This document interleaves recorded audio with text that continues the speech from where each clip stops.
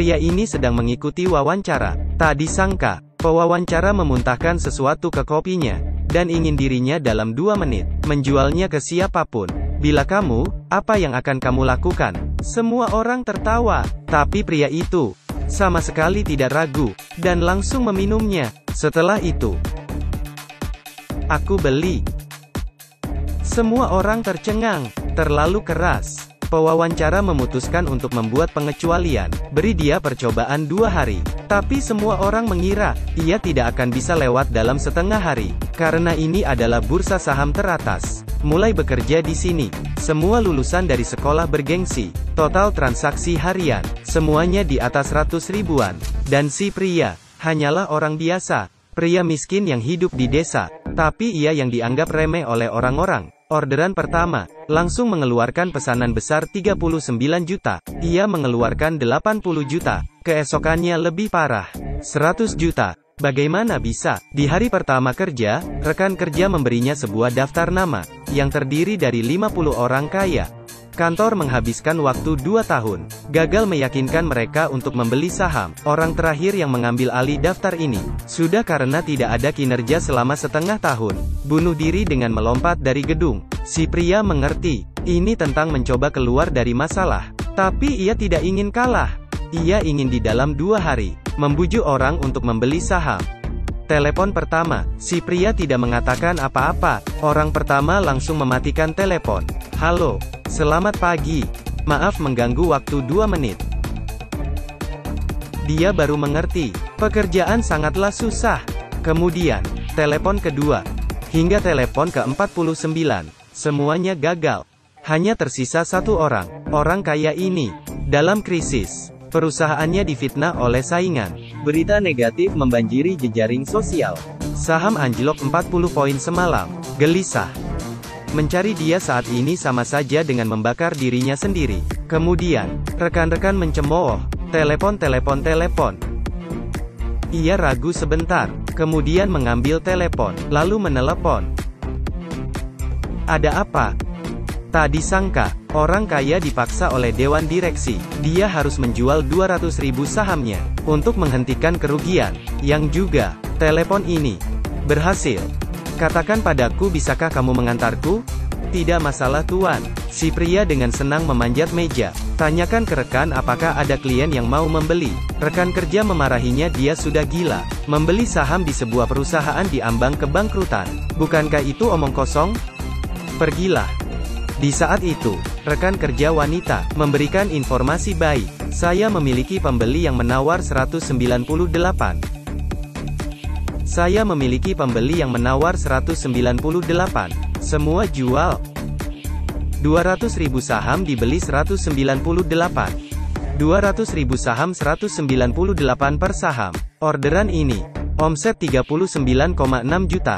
Komisi cahaya utama pria, mendapatkan 80 juta. Rekan yang baru mengejeknya, langsung memberinya tepuk tangan dan bersorak. Pria menghela nafas lega. Saraf yang tegang langsung lega. Ia masuk ke toilet, dan muntah.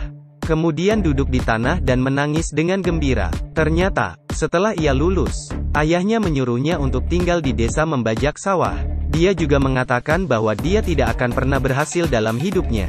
Pria menolak untuk menyerah pada nasib kemiskinan. Setelah bertengkar hebat dengan ayahnya, dia dengan tegas datanglah ke kota besar. Awalnya, ia sudah wawancara di berbagai kantor, tapi semua melihat cara berpakaiannya, langsung menyuruhnya keluar. Sekarang, dia akhirnya mengangkat alisnya, memiliki pekerjaan yang bagus. Rekan yang cantik membawanya ke pesta koktail kelas atas. Pengusaha kaya berkumpul di sini. Ambil salah satu. Kinerja melonjak. Tapi tatapan si pria jatuh ke seorang pebisnis, untuk berbicara tentang sejarah keluarga Siakun. Itu adalah legenda. Dia menyelundupkan berlian di kereta. Polisi menghadapi interogasi. Warnanya tidak berubah. Dia juga tersenyum dan membawa makanan ringan. Polisi itu menolak sambil tersenyum. Tapi ia tidak tahu, di bawah makanan ringan itu, penuh dengan berlian selundupan. Umur 11 tahun, dia menjadi kurir terbaik dalam bisnis ini. Anak-anak lain sibuk dengan sekolah. Dia menghasilkan $500,000 setahun. 18 tahun. Dia otodidak, tidak sampai sejam, menguasai bahasa Inggris dengan fasih, memperluas bisnis penyelundupannya ke luar negeri. 20 tahun, dia menikahi putri seorang bos berlian, ambil alih perusahaan kecil di bawah bos. Belasan tahun berlalu, ia mengandalkan dengan jual beli saham, membuat perusahaannya menjadi berharga, mencapai nilai pasar 500 miliar. Semua orang berkata, si pria adalah serigala yang lapar, tidak bermoral untuk keuntungan. Tapi bagi si pria, sama-sama lahir di desa, membangun dari awal, ia yang melakukan serangan balik ke predator keuangan, pasti idolanya. Di acara pesta, melihat si Yakun memasuki kamar mandi, Tuan segera mengikuti, dan kebetulan mendengar, beberapa orang kaya sedang berdiskusi. Sebuah perusahaan multinasional akan mengakuisisi bisnis lokal besok, saham akan melambung, membujuk si Yakun untuk membeli dengan cepat. Di saat itu, si pria, Janan membelinya. Orang kaya mendengarnya dan tertawa. Saya pikir anak ini ada di sini untuk menyikat kehadirannya. Hanya si Yakun yang skeptis. Bagaimana jika dia benar? Ternyata, ia benar. Pasar dibuka keesokan harinya. Setelah stok naik menjadi 600 poin, mulai menurun. Orang kaya yang membeli 1 juta saham kemarin, hilang ke bawah. Hanya si Yakun yang mendengarkan pendapat si pria. Tidak ada lagi kehilangan. Ia mencari si pria, bertanya apa yang terjadi. Si pria berkata, dia sudah melakukan penelitian. Perusahaan multinasional favorit membeli paksa tanah petani. Itu pasti akan diboikot oleh petani India. Jadi penggabungan ini ditakdirkan untuk gagal. Setelah Xiao Kun mendengar, saya sangat mengagumi si pria. Dia memutuskan untuk memberi anak itu kesempatan. Biarkan dia membantunya berinvestasi. Pria menerima cek. Ya ampun, 10 miliar penuh. Tapi jangan terlalu cepat, senang, ada syaratnya. Tidak pernah membuat saya kehilangan uang. Menerima pesanan yang begitu besar. Seluruh perusahaan memuji dia. Tapi lelaki itu tidak bisa tidur lagi. Dia mempelajari pasar saham siang dan malam. Percobaan pertama, ada banjir besar di suatu tempat. Harus membangun kembali rumah. Pria yang sedang diselidiki, ia menemukan pemilik perusahaan konstruksi, adalah keponakan dari kepala daerah. Hal ini akan menimpanya. Dia segera menginvestasikan 500.000 saham di perusahaan. Tak disangka beberapa hari kemudian, ada berita memberitakan, sumber banjir. Itu perusahaan konstruksi itu. Perusahaan itu segera disita. Ia pun mendapat kerugian. Pria bingung.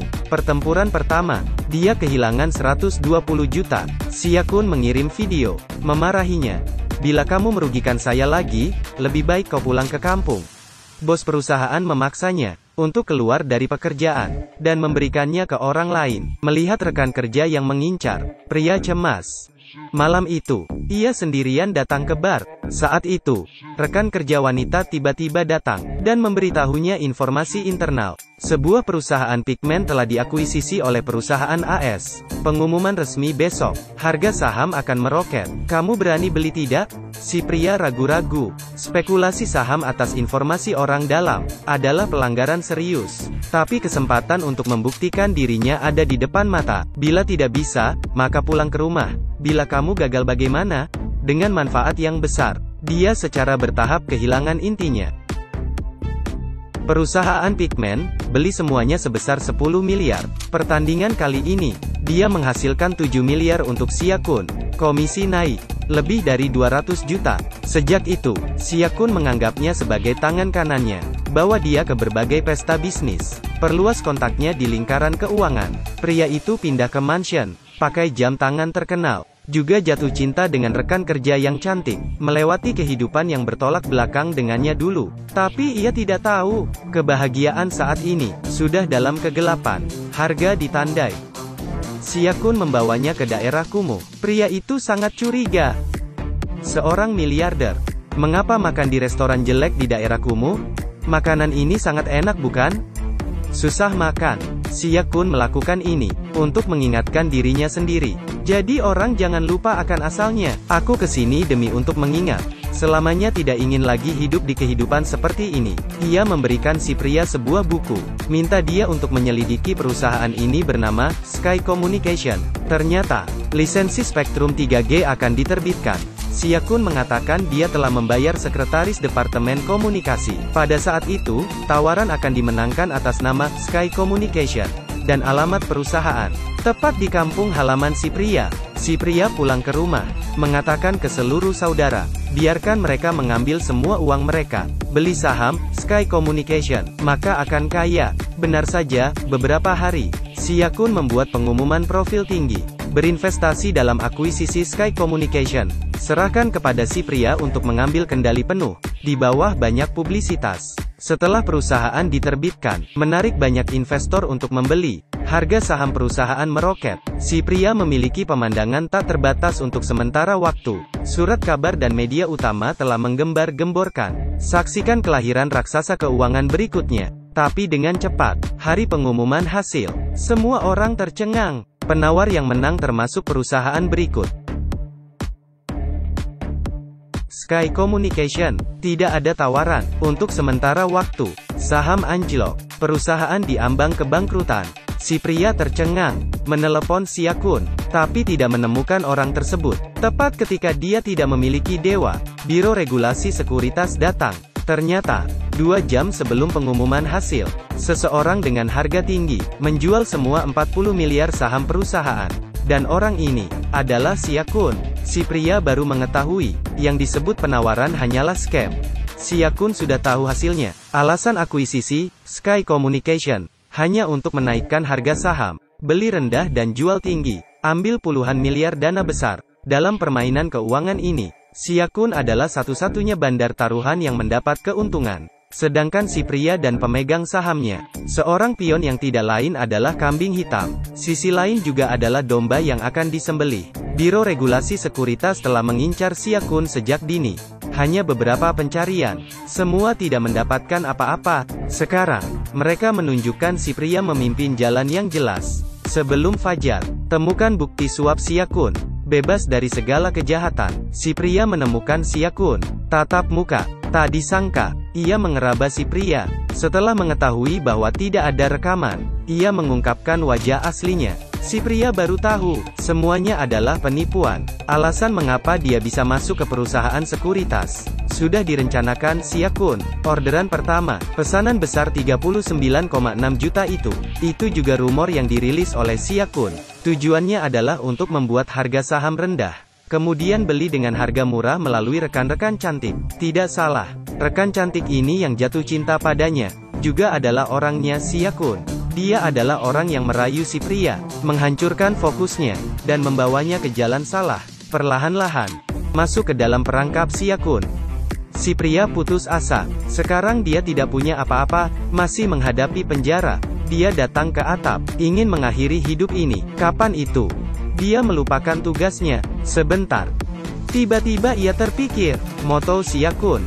Jadi orang tidak boleh lupa asal sendiri. Apa asal dari Sia-kun? Penyelundupan berlian dengan kereta api, akumulasi modal awal. Saat itu, pria itu mengerti metode penyuapan Sia-kun. Ia menemui Biro Keuangan Sekuritas, memberitahu mereka cara penyuapan Sia-kun. Dengan kereta api, beri orang berlian. Biro Keuangan Sekuritas segera beraksi, pencarian gerbong. Pada akhirnya di kotak makan siang pengemudi, banyak berlian ditemukan. Dia masih sama, suka menaruh berlian, menyembunyikannya di makanan. Pada akhirnya, Sia-kun ditangkap dan dibawa ke pengadilan. Sedangkan si pria, meski kehilangan semuanya, ia akhirnya belajar kebenaran yang membumi. Dalam permainan keuangan ini, apakah yang salah adalah uang? Uang tidak pernah tidur. Yang bisa kita lakukan, hanya menahan keserakahan batin kita, tidak mengambil keuntungan haram, jangan menyeberang jalan yang salah.